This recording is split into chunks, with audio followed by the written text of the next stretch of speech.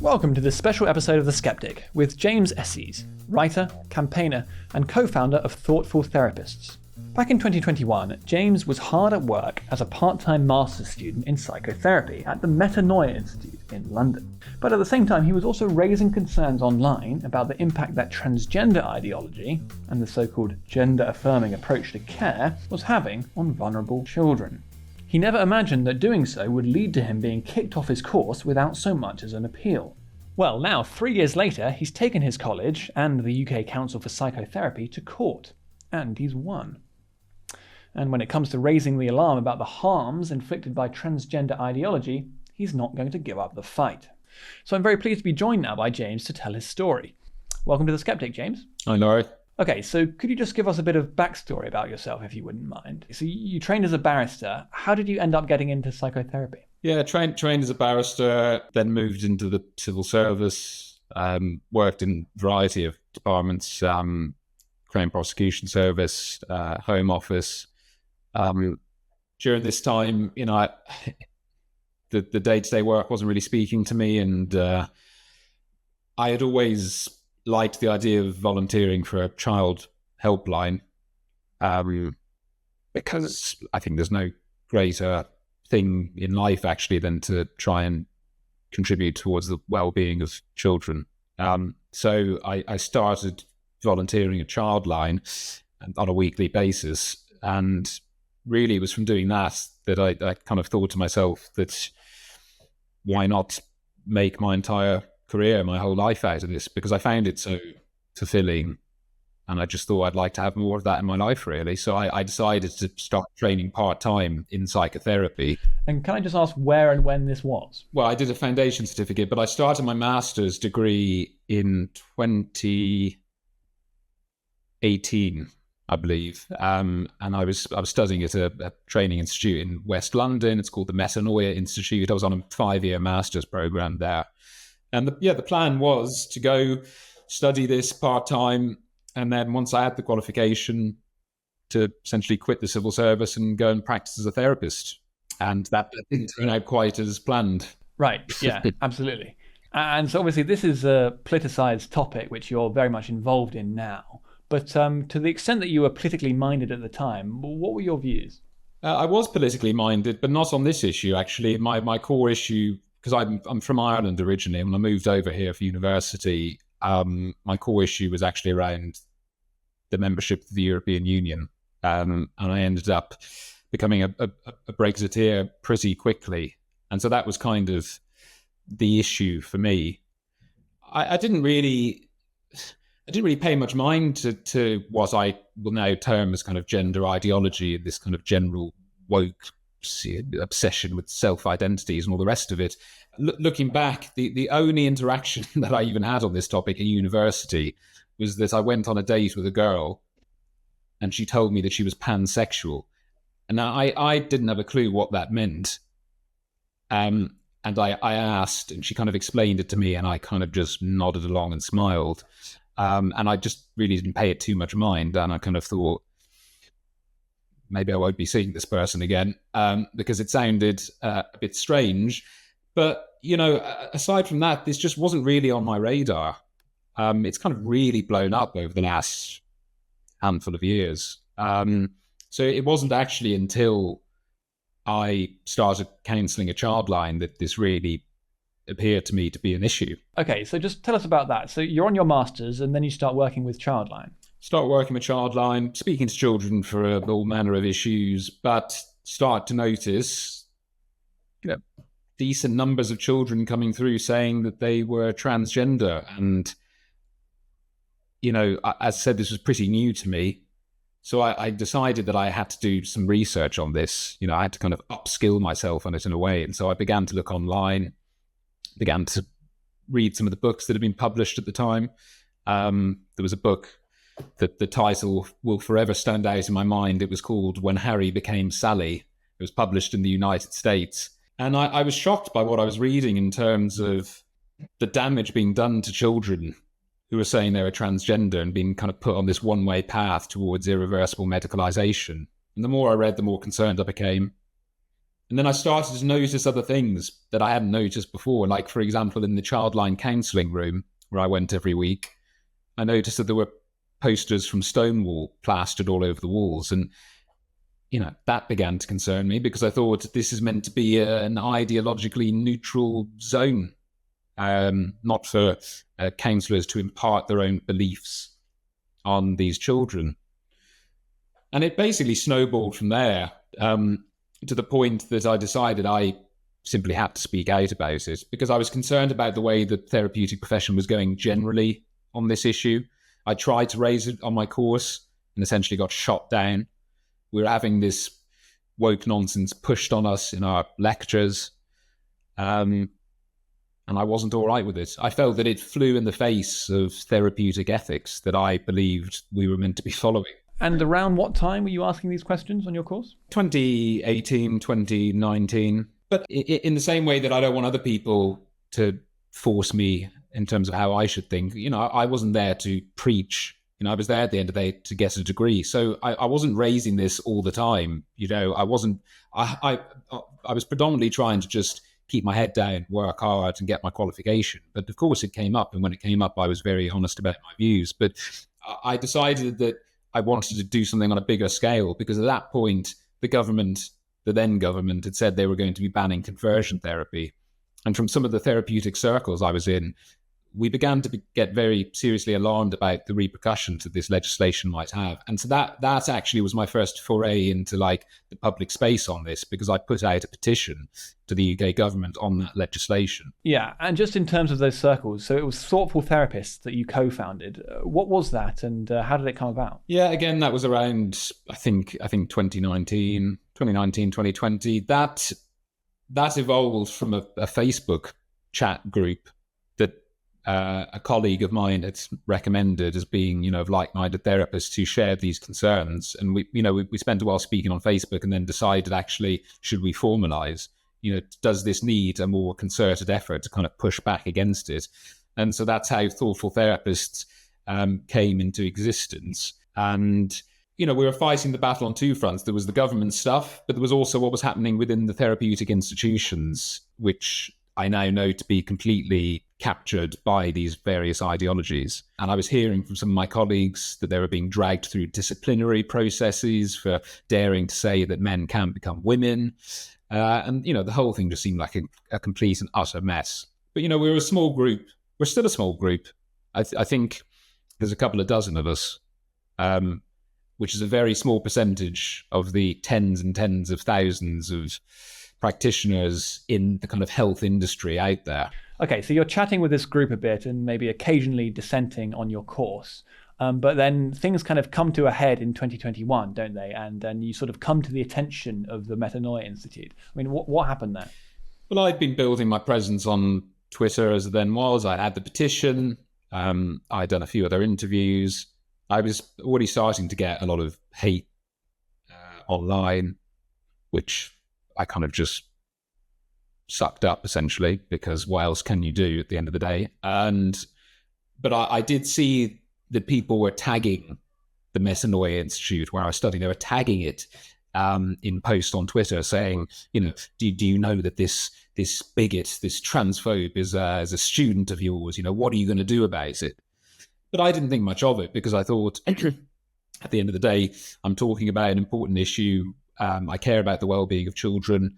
And this is my personal life and my personally held views. So I didn't think that anything would come of that. And then out of the blue in May 2021, I get an email from the Deputy Chief Executive Officer, and she's telling me that they've had some complaints on this topic and has said, will you come in to discuss it with us? So that was my first interaction with them on this. Okay, and so, well, what happened next? I said, yes, I'll come in for a conversation. And, I wasn't particularly happy about it, but I thought, what harm can come of it? At the end of the day, we've not discussed this, so they can hear my point of view. Hopefully they'll appreciate where I'm coming from, and that'll be the end of it. So we had set the date, and I was kind of getting myself G'd up for that. But the meeting never happened, because the next morning, I get another email from the same person saying that actually they've decided to expel me with immediate effect. and they blocked my email address. They blocked my access to the university intranet portal. It was like being ghosted, but not in a dating setting, in an academic setting. It was very, very bizarre. Yeah, and so just to be clear, you were paying yearly fees for this course, right? Thousands of pounds every year for this, and I was just about to finish my third year, so I'd invested a hell of a lot of time and money into this, and goodwill generally. I always treated the staff and my colleagues with respect, which is how I want to be treated. So to go from never having had a meeting or a discussion, informal or otherwise, about this to being expelled with immediate effect, I mean, it just, I still to this day can't get my head around it. I don't think I'll ever understand what was going on in their heads when they decided to make that awful call. Yeah, and so by that time you'd already begun to practice a bit, right? Well, as part of the training, you have to do some clinical work. So I was volunteering at Mind at the charity, so I was seeing clients there every week. And actually, just a couple of weeks before this happened, I got kicked off. I'd been signed off by the director of studies at the institute to set up a private practice.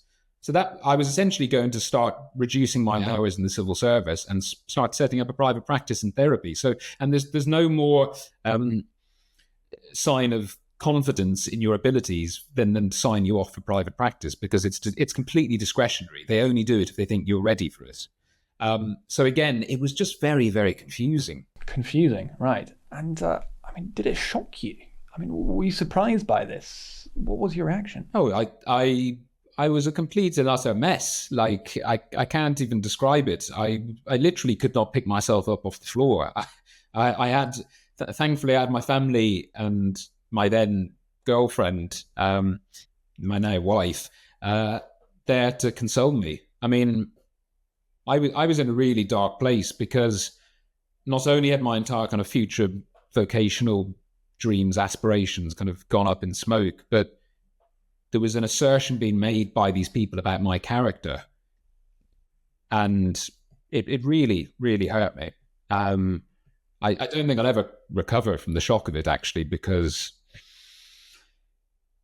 I think it taught me a very painful lesson about human beings and human nature, actually, because I never in a million years would have thought that a university institute would treat their students like that. Yeah, and I mean, it seems particularly cruel the way they said, come in and hear the case against you, and, that's only fair. That's natural justice, in fact. But then they didn't allow you to do that. They didn't allow you to defend yourself at all. I mean, it's almost brutal. Oh, brutal is the right word. And the most ridiculous thing of all is that this is a therapeutic training institute. I mean, they're literally teaching people how to engage with others with empathy and compassion.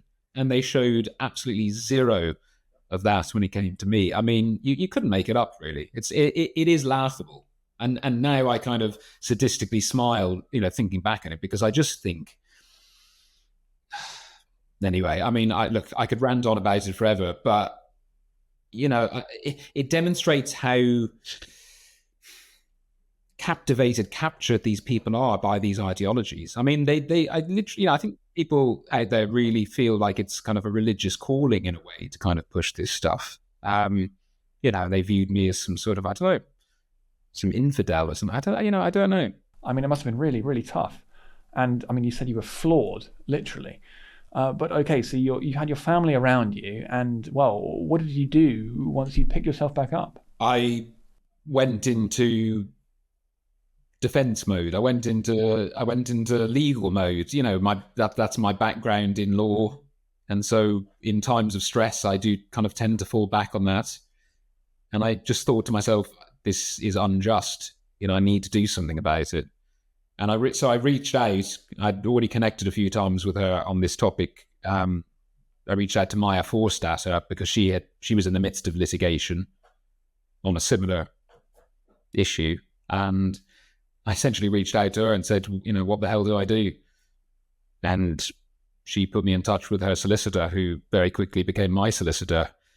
And that started the journey of bringing litigation against both the Institute, but also one of the governing bodies for psychotherapists, the UK Council for Psychotherapy. That was the start of a 3 and a bit year litigation journey. And just to divert onto that for a second, what did the UKCP do? What was your complaint with them? The complaint with them was that I had put in a subject access request for my personal data, which is, to anyone listening, that's a very good thing to do if you feel that you've been mistreated, is to put in one of those. And it revealed that there were emails which seemed a bit dodgy, going back and forth between the two organisations in the run-up to the expulsion.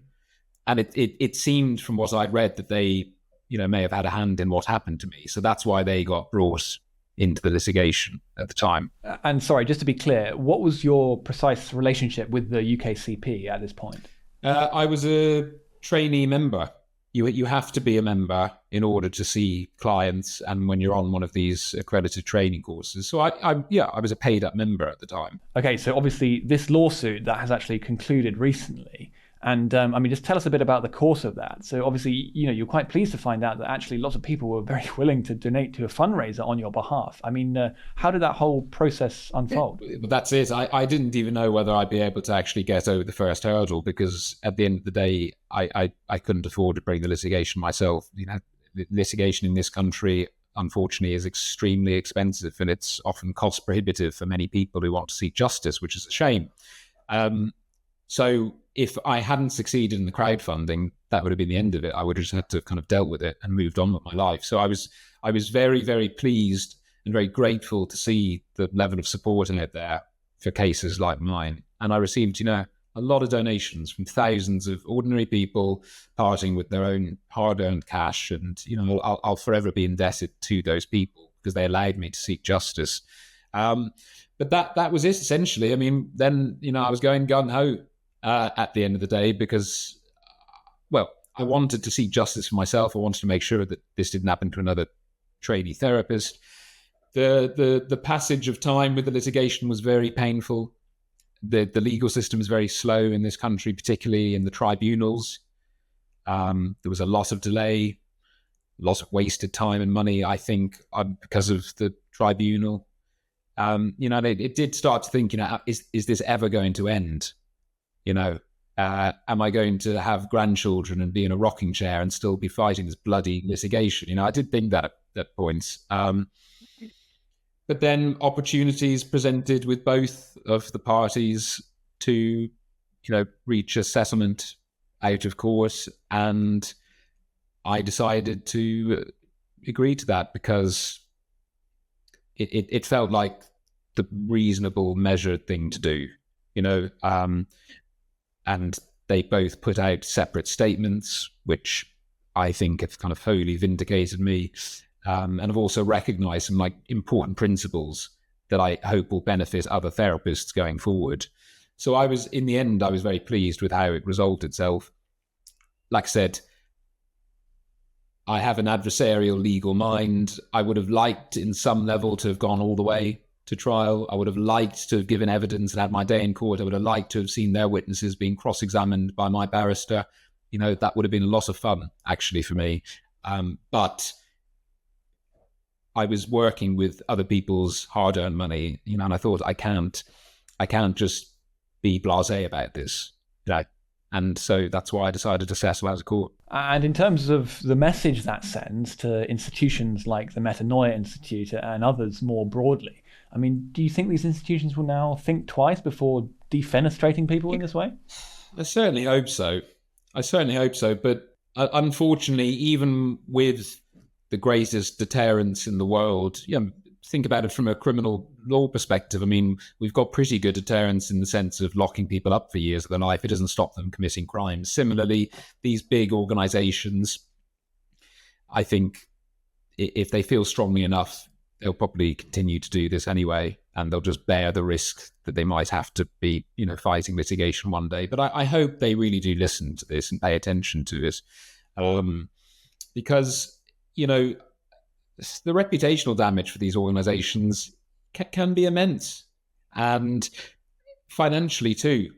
Of course, tribunals, courts can award damages and all the rest of it. But at the end of the day, a lot of these organizations are funded by insurance. And if they're being dragged into litigation by their students or their employees, their premiums are going to go up a hell of a lot.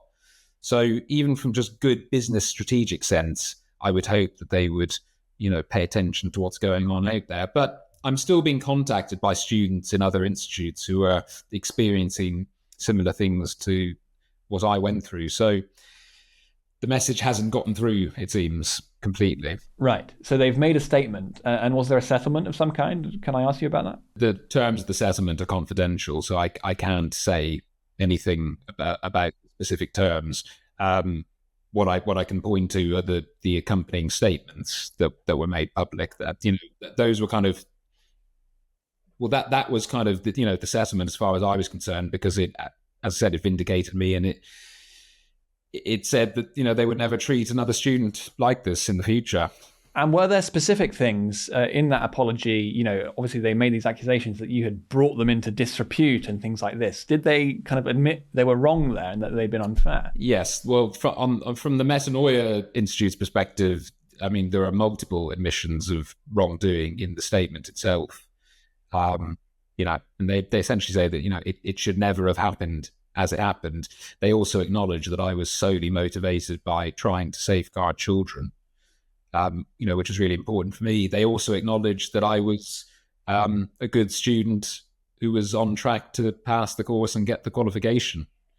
So there were a number of important missions in there for me, which has gone some way towards restoring my reputation, but it will never go fully towards it, because there will always be those who will still say, well, he was that trainee who got kicked off his course. So I'll never truly be able to get my reputation back to what it was. And so in terms of what's next with you and psychotherapy, I mean, what are your intentions there? Is it possible for you to get back into that? It's possible. I'm weighing up my options at the moment. I mean, whatever else happens, I'm not going to stop advocating and campaigning in this space. Like, I've got broader concerns than just this issue when it comes to how mental health is dealt with in this country. So I'm very much going to continue petitioning for proper therapeutic ethics out there. In terms of whether I practice therapy myself, I'm thinking about it. I went into that course for a reason, and as I say, seeing clients for therapy, particularly children, gave me a sense of fulfillment that nothing else has. So I could be tempted to go back into it, but the problem is all of the regulatory accreditation bodies for therapists, I think they're all basically as bad as each other. And I think they're all pushing a lot of this woke nonsense down therapists' throats. And so I have to consider whether I'm willing to work within that umbrella. So I'd say watch this space on that. And to be clear, I mean, would you need to go back and finish a qualification to be fully qualified? No, actually, because it's therapy, counselling. They're not statutorily regulated professions in this country. So actually, anybody can put a sign above the door that says counsellor or therapist and start seeing clients. I did 3 years of this master's. I did a foundation certificate beforehand. I have hundreds, if not thousands, of hours counselling children at Childline. So I may decide to set up a therapy practice. I'm sure it would piss a lot of people off, a lot of my kind of detractors. I don't really care. Right. Okay. So of course you're going to continue to campaign in this space in particular, and that's obviously the issue of gender dysphoria and how do you treat in particular children who are presenting with gender dysphoria, and the question of whether you should be putting them on a gender-affirming, as it's called, pathway. And you were raising concerns about this as early as 2021. Why do you think that transgender ideology is such a big concern and such a big threat in particular for vulnerable young children? Because the ideology is very good at sucking in the vulnerable, insecure children. It plays on normal, natural anxieties that children will feel, particularly when they're going through puberty. It promises them a silver bullet. It goes hand in hand with this modern day obsession of victim hierarchies and celebrating self-identity and all of that stuff. And it gives them a kind of community to be a part of. It's basically the kind of perfect thing to bring about a contagion, which is exactly what's happened. And also, once children are going down this pathway, partly because of neuroplasticity and because of some kind of rewiring in their mind and their brain, partly because this is the way the kind of system's geared up. It's a slippery slope towards, deeper diving into it, and then greater and greater harm as a result. There'd be a lot of people who would have started off by saying, well, what's the harm in changing somebody's pronouns? Or, what's the harm in changing what they dress up as? It's just clothes, just a name, just pronouns.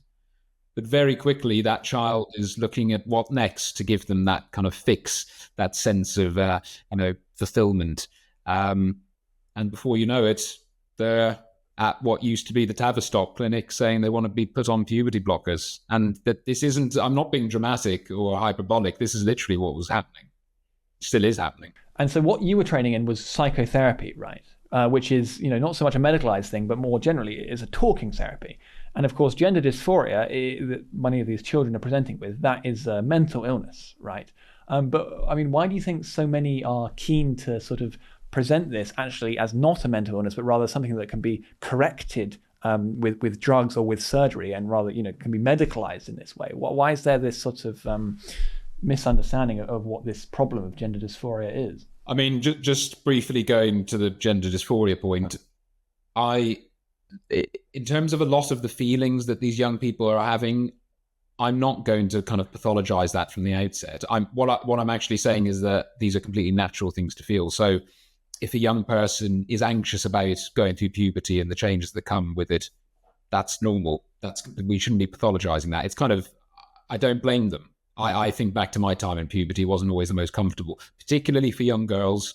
And we know that the presentation of young people coming saying they're trans has gone completely in that direction, where it's young girls now, kind of adolescent girls. Is it any wonder that they might not want those changes to happen to their body? So I'm keen not to pathologize the kind of original feelings that exist here. But when a child is coming and saying they don't feel like they're in the right body, they hate themselves, and they think that the only way they can be happy is to block their puberty, take cross-sex hormones, have their genitals removed, all the rest of it. At that point, we are very clearly dealing with a mental health condition presentation. That's what I'm going to kind of term gender dysphoria. So it's a difficult one to try and get the balance right, because I'm not in favor of pathologizing people. But of course, when it comes to something like this, it very clearly is a mental health condition. Why? Because these children are believing something that is a delusion. It's not possible for someone to be born in the wrong body, and it's not possible for them to change their sex. In the same way, I often use this example. If somebody's got mania as part of other mental health conditions, and they believe that they're, another species, or they believe that they're the Messiah, or whatever it might be. These are presentations that psychiatrists up and down the country will be seeing on a frequent basis. We don't go along with this, even if it makes them feel better. I'm sure that lots of people out there would feel much better if they genuinely believe that they were the Messiah. I mean, what a lovely feeling that would be. And yet it's not true. And people need to face up to reality. And that's part and parcel, in my view, of mental health practitioners. It's to help people accept and then ideally embrace reality. Okay, so we've spoken a bit about how this self-diagnosis can be quite persuasive to children. But of course, one of the other issues is perhaps more serious in a way, is how this ideology can find its way into the institutions of wider society. And I know that you've been doing a lot of work on this. And the NHS is one institution it's found its way into, very much so. Obviously, it's recovering from that a bit now with the Cass review. We'll talk about that later, I think. But how did trans ideology infiltrate the NHS? I the same way it's found its way into any other organisation, a mixture of fervent ideologues gaining positions of power and responsibility, partly because of the changing narrative culture that we've been part of for the past few years. I mean, all of this stuff has become extremely normalized. I often say that, if you go to a bar and you're looking at a drinks menu, cocktail menu, and you see the letters G and blank, your brain is automatically going to put a T in there because it just rolls off the tongue, G and T. Similarly, if you have LGB blank, people, you'd be hard pressed to find someone in this country who doesn't automatically know that the T follows it. So these things have become so part and parcel of everyday existence. And then we've got Pride Month. It used to be just a day, now it's a month. You've got all these other awareness weeks, months, all the rest of it, flags flying, pronoun badges. It's become part and parcel of our everyday existence. It's become normalized. I think that's partly how it's infected these institutions, because actually they don't think they're doing anything that rogue. They think they're just doing what's normal in this day and age. And I think also for some, a desire to not be offensive. People are scared of saying the wrong thing for fear that they themselves might be cancelled. So, do they really want to put their head above the parapet and be that awful, nasty bigot who says, actually, maybe we shouldn't be asking everybody their pronouns at the start of every conversation? Probably not.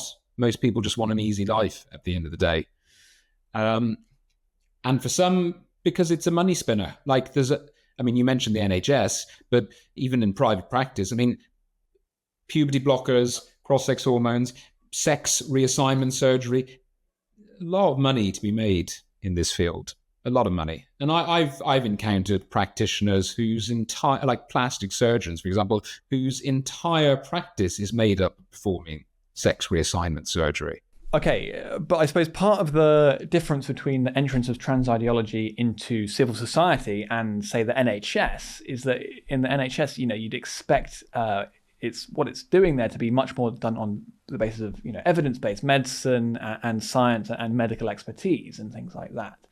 And that obviously, trans ideology and this gender-affirming care is very much unevidenced. And so there must have been some kind of patina of scientific expertise to allow this to come into there. And one of the organizations that I know you've been doing a lot of research into is the World Professional Organization for Transgender Health, which, sounds like a sort of sensible organization that might have some expertise, right? But actually it's quite a trans activist organization, and it seems to have had a lot of influence. So, what's going on there, James, and how much influence has it had? Yeah, that organization, WPATH is the acronym. It has carried, still does, unfortunately, a lot of clout, not just in the United Kingdom, but abroad. That's the end of the free part of the podcast. If you'd like to listen to the bonus interview, you'll need to become a regular donor to the Daily Sceptic. For as little as £5 a month, not only will you be able to watch or listen to the whole podcast, you'll also be able to access articles behind our paywall and join our discussion forum on Discord, where you'll have an opportunity to discuss the latest content on the Daily Sceptic with other donors, members of the editorial team, and some of your favourite contributors. Once you've become a donor, log in to the Daily Sceptic using the same email, and you'll find a link to the premium version of the podcast on the homepage, including instructions about how to listen to it on your favourite podcasting app. Remember, you can access all this bonus content for as little as £5 a month. Just go to dailyskeptic.org/donate.